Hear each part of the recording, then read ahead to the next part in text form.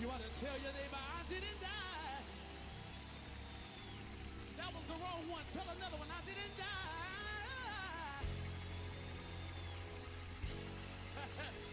And I want you to ask him, how do you know that you didn't die? I said, ask him, how do you know that you didn't die? Tell him, because what should have killed me, he let me kill it. Oh, yeah, yeah.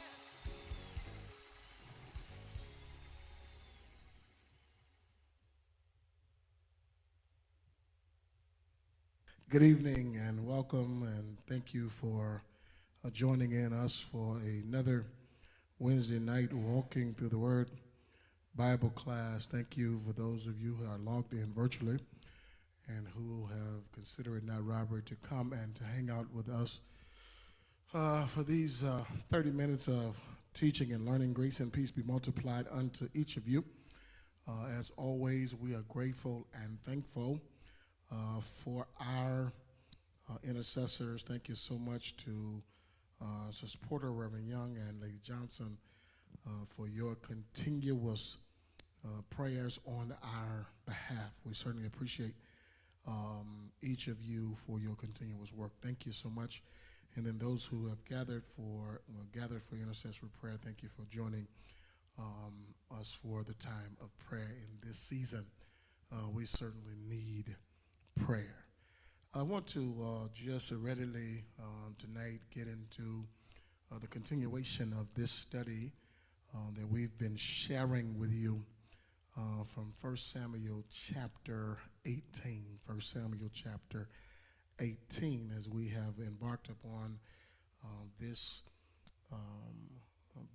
time of learning from this book as it relates to King Saul and his actions against, or attitude against David, who is a part of his camp. And so we've been looking at this and how Saul was frustrated and envious of David as a result of his celebration of those who came to celebrate the success of victories that they had accomplished against the Philistines. And when they come to celebrate, these ladies, they sing a song. Saul has slain his thousands and David his tens of thousands. And the Bible said that this made Saul feel some kind of way.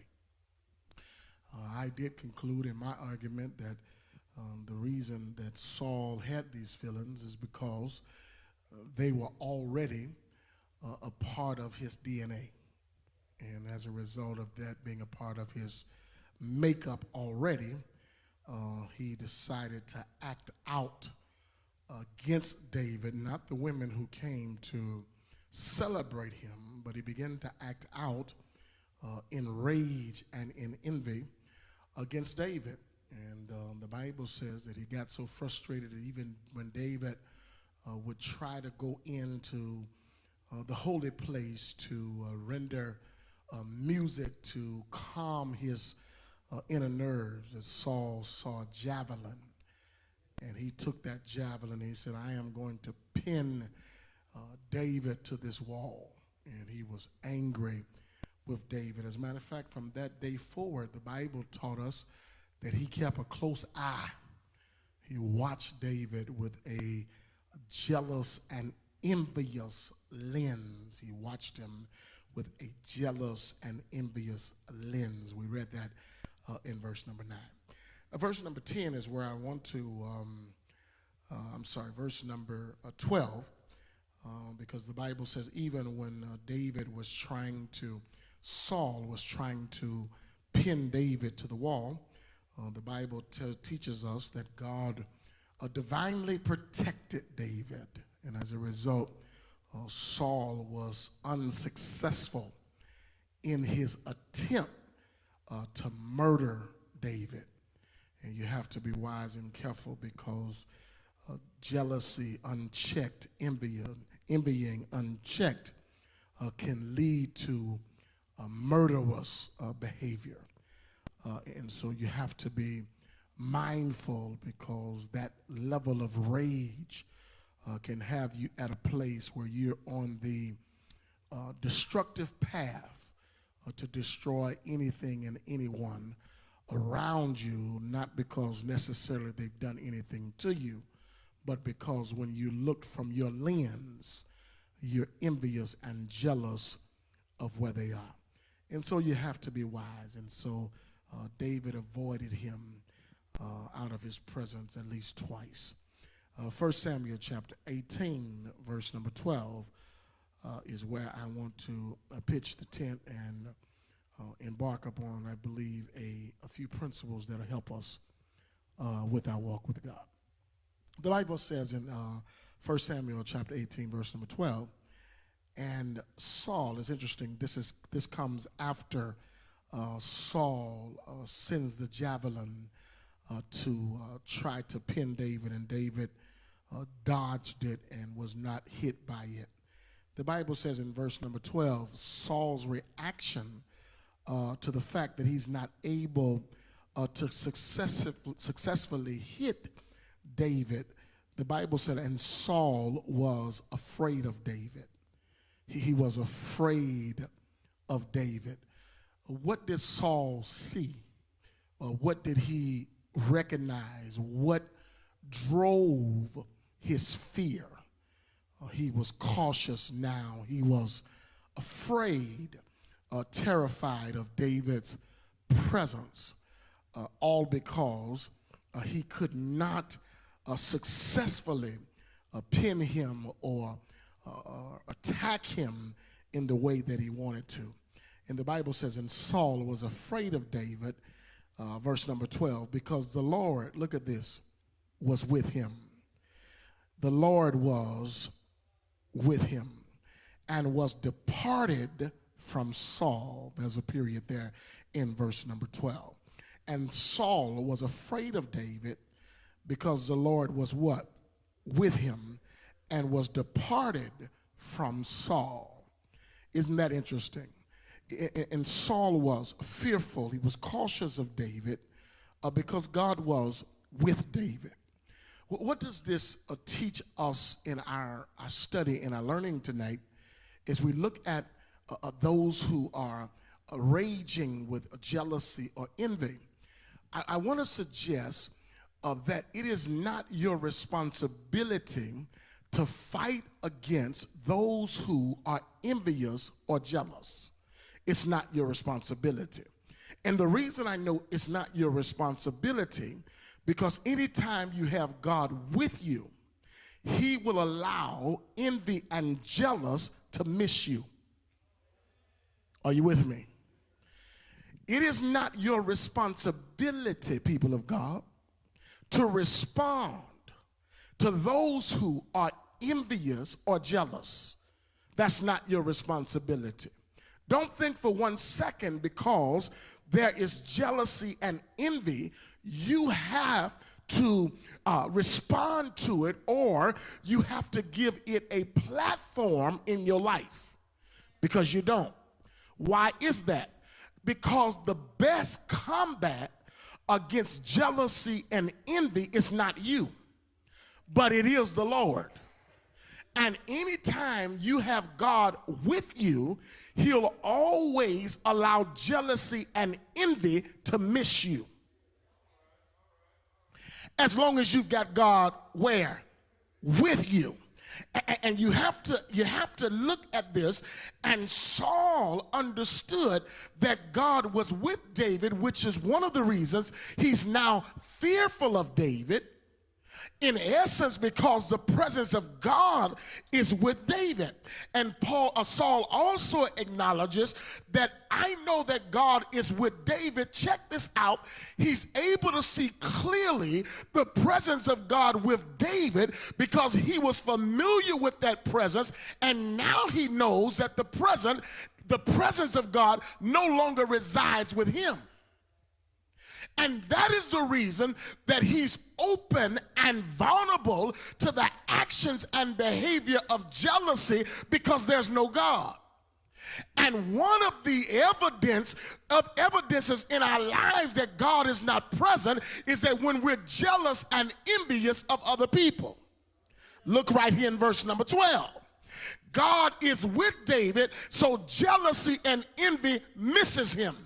Saul is the carrier of jealousy and envy.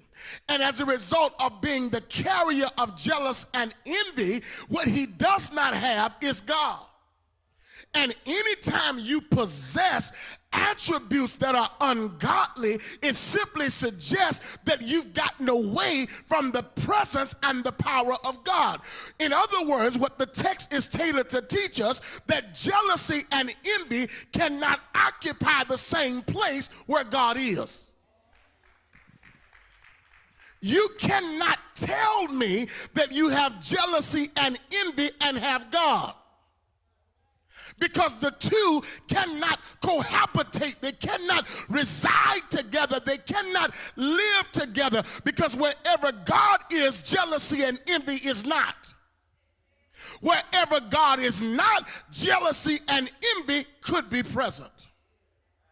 You've got to make the distinction or the difference. Do I want God, or do I want to be vulnerable to everything that's not godly? And Saul was afraid of David. Why? Because the Lord was and was departed from Saul. Which at some point you've got to ask yourself, well, when did God leave? Because the text says that the Lord was with who? Talk back to me, Bible class. The Lord was with who? And he departed from who? And don't you dare in your finite mind or thinking, think for 1 second that God is not omnipresent. He can be everywhere at the same time. So it's not that God decided to leave Saul to hang out with David. That's not how God works. He can be everywhere at the same time. And so he does not depart a place to go to a place, because he can be in the same place and a different place at the same time. Somebody said, that's God. I almost got happy about that one. I'll say it again. God doesn't have to leave a place to go to a place when he can be at one place and at the other place at the same time. That's what makes him God. And the clarifying fact that you're not God is because you don't possess godly ability. You can't be here and at your house at the same time. But God says, while you here, I'll cover you and your house. Somebody holler, that's godly. Text says, oh my goodness gracious. The text says, and he departed from Saul. He departs because Saul has decided no longer will I be guided and controlled by God, but I am going to lean on myself. And when you lean on yourself, God will make his exodus. The question becomes, what have you done with God? Is he staying? Or is he leaving? Text says in verse number 13, lest I hang out in 12 too long and get happy. Verse number 13 says, therefore Saul, watch this, removed him from him. Who did he remove? He removes David out of his presence. He removes David out of his presence. And he removes David by calling himself promoting David. You've got to watch out for people who want to disguise elevation as their way of promoting you, when elevation is a way of their demise for you. Watch this. Watch this. Watch this. Be careful, people of God, of the people who celebrate you and pat you on the back and make you feel like they're promoting you. when in their mind they have a scheme to destroy you. This promotion, or I should say, this scheme. Somebody says a scheme.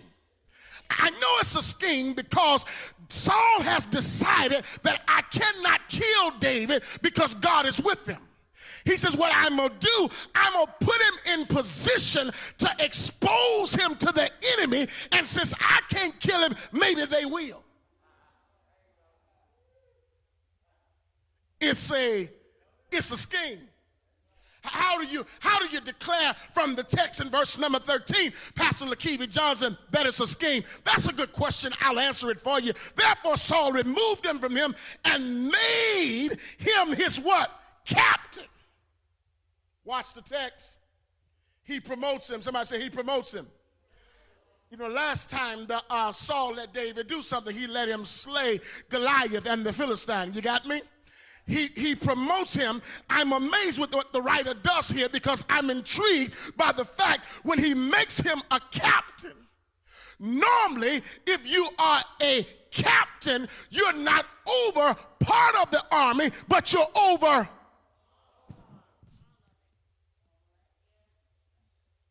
Watch the text. He made him a captain, but he assigns him a number.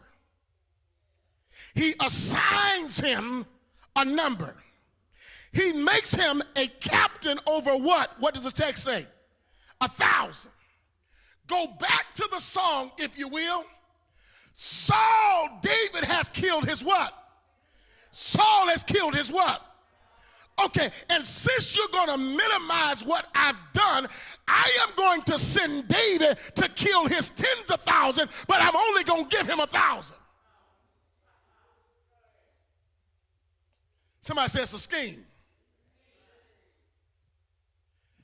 I am going to send David with not enough to be successful. I am going to send David with not enough to be successful in the hope. Not only will he be destroyed, but the 1,000 that I'm sending with him. Somebody says it's a scheme. Because when jealousy can't get direct, it doesn't stop. It starts plotting with your assignment.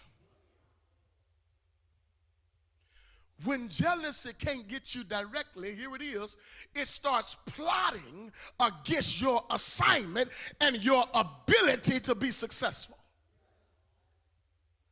And what man always likes to do, if they can't stop you directly, they want to put you in a position where you don't have enough in their eyes to succeed.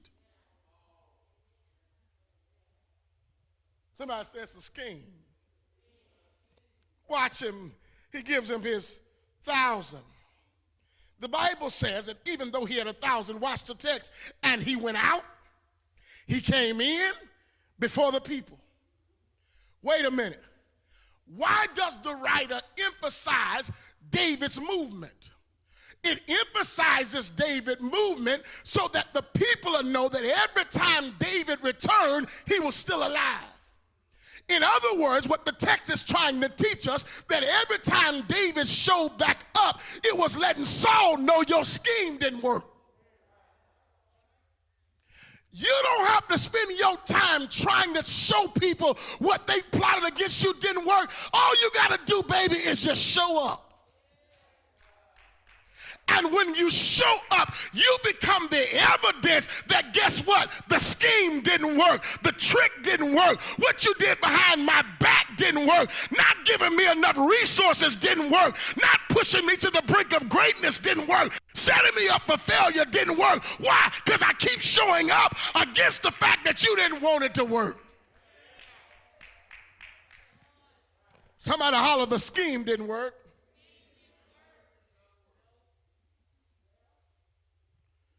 Watch this. Watch this. Here is why the scheme didn't work.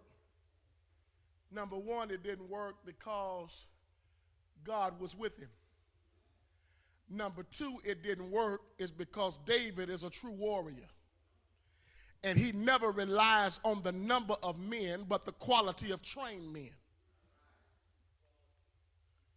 He never relies on the number of men. Because he was a warrior, he knew how to, if you give me men, I'll make them quality. Why? Because I'll properly train them.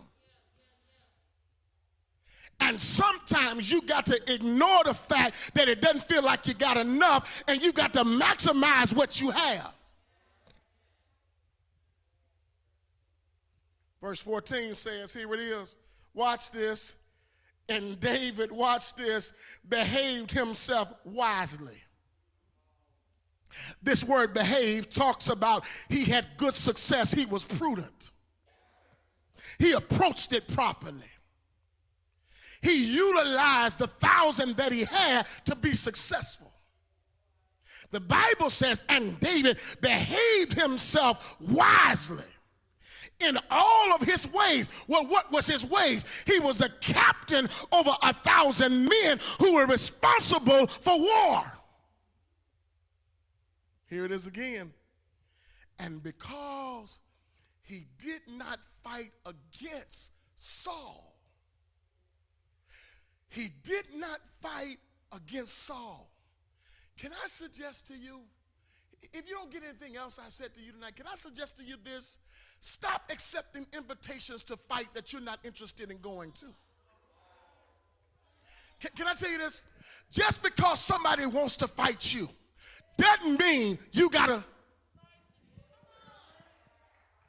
Sometimes you gotta say, baby, I decline your invitation, and just walk off. I think so many times we let our egotistical mindset and our emotions get involved. And the minute somebody says something, we feel like we got to respond. Some fights you ain't got to fight. You can just keep on walking and say, you know what? I'll be here the next time you show up.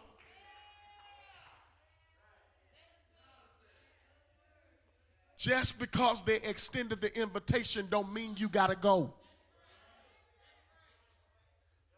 Sometimes you got to make an exodus from that moment and come back again to the next moment so that they can see that that moment didn't impact you and you still here.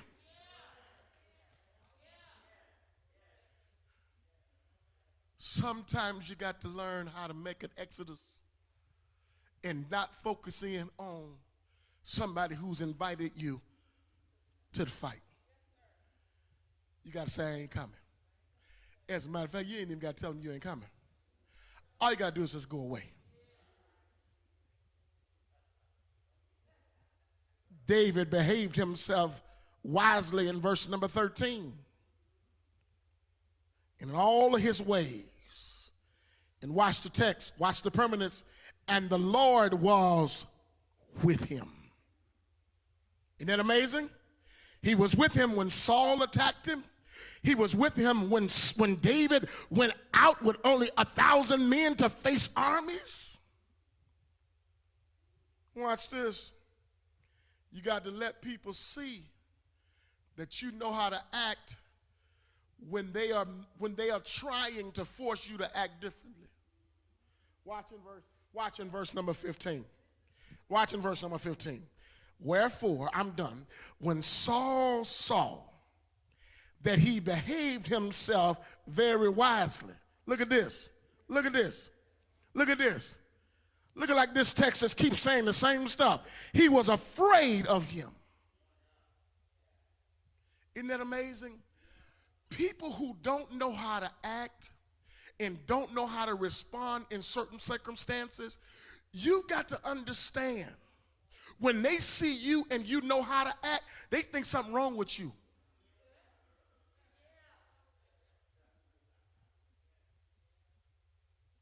They think something wrong with you. That they can say stuff, do stuff, and then you still maintain who you are. Most people on the outside say, girl, you crazy. How are you, boy? You crazy, man. I wouldn't let nobody do that. You crazy. No. I'm wise. And the reason I'm wise because I know who I'm carrying.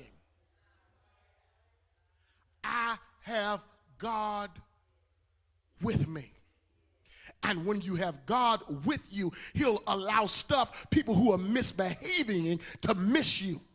That's why some stuff didn't bother you, because God was with you. He knew they had bad intentions. He just let you miss it.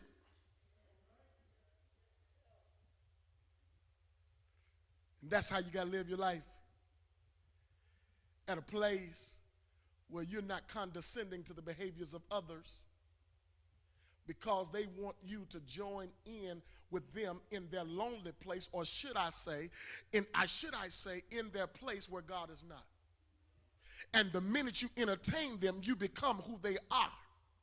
And then the presence of God, guess what it does? It makes an exit from you too. And now they got company, and you never intended to keep them company.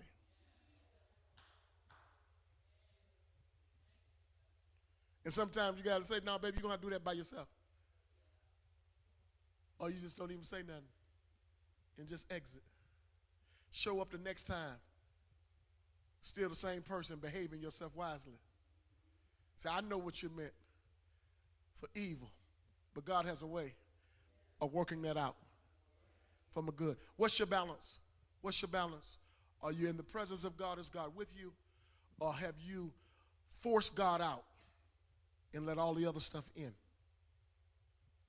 Have you gotten so focused in on not having enough to succeed that you don't maximize what you have to be successful? Have you gotten to the place in your life where you said, man, everybody's against me. They are against me. How am I going to win? And so you stop trying. And God is saying, you need everybody when you got me? I'm enough. And when I'm enough, guess what? I'll cause some stuff to miss you. And then I'll make other people uncomfortable around you. Saul was afraid of David. David came in and he went out. Every time he showed up, guess what he was saying? Your scheme didn't work. Do you understand that there's some people who are looking at you, and when you show up, they get frustrated? Because they know what they said about you when wasn't nobody else listening. They know what they attempted to do while you wasn't around. And it irritates their very innermost when you keep showing up. Can I suggest to you the best way to whoop the enemy on every level is to keep showing up?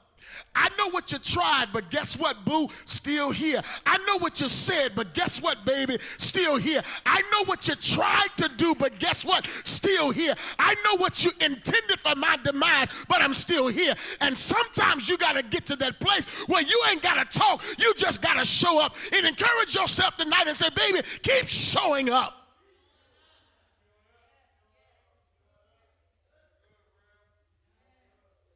That's what I'm going to keep doing. You ain't give me enough, I'm going to get what I got, and I'm going to keep showing up. I can tell by your body language that you were uncomfortable when you saw me. Because you know what you said about me before. You know how you tried to scheme against me. But I'm going to sit beside you today. Because you weren't expecting me. You thought what you said was going to damage to me to the place where I was going to stop showing up. No, baby, it infused me to keep showing up. Your biggest stance against the adversary, my friend, and I'm done, is to just keep showing up. And if you got some show up power in you tonight, give God your best praise. Come on. Come on, come on.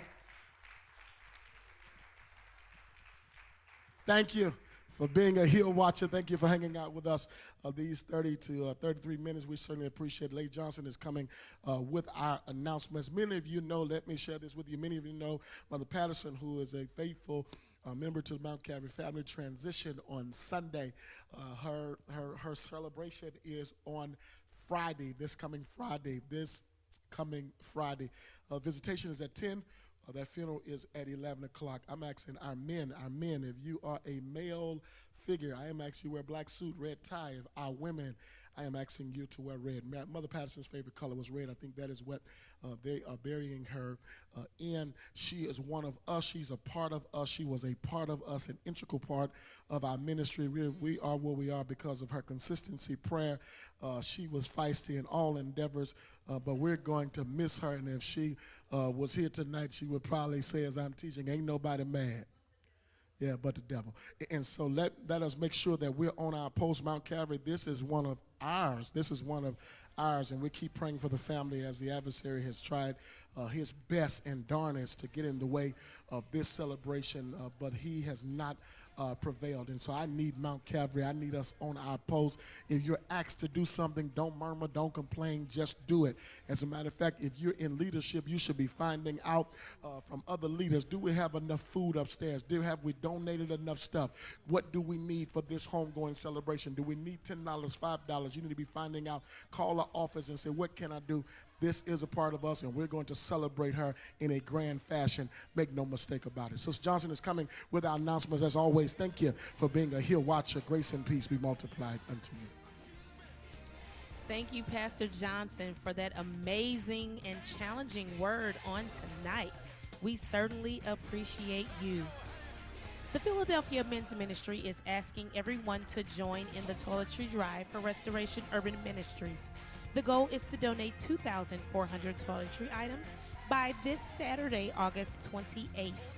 We will be collecting deodorant, toothpaste, toothbrushes, shaving cream, razors, feminine hygiene products, and soap. You can drop those donations off in the boxes located in the foyer of the church. If you're interested in being a part of the church anniversary committee scheduled for February 2022, please see Minister John Young immediately following worship services. To purchase Pastor Johnson's first book project, Looking Within, please go to lakivcjohnson.com, amazon.com, kobo.com, Barnes & Noble, or you can see myself or Kennedy Johnson immediately following any worship services. The Fellowship Baptist District Association will be hosting a worship and drive, stay in your car worship service. It is going to be held on Sunday, August the 29th, 2021 at 4 o'clock p.m. at Pilgrim Missionary Baptist Church. So all roads will lead to Pilgrim. We will worship in our cars for the 5th Sunday celebration for Fellowship Baptist District. We want to keep our own Minister Michael Gibney and his family in prayer in the passing of his father, Bishop Gibney. That funeral services will be held on Friday, as well as we are praying for the Patterson family and the loss of our own Mother LaFleur Patterson. The homegoing celebration will be this Friday, August the 27th, here at the church. Visitation will be at 10 o'clock a.m. and the services will be at 11 o'clock a.m. Please come and show love to this faithful servant who loved and served her church well. As Pastor Johnson has stated, we are asking that the men wear black suits, white shirts, and red ties, and the women in red. These are your weekly announcements. Please govern yourselves accordingly and have an amazing Wednesday. God bless you.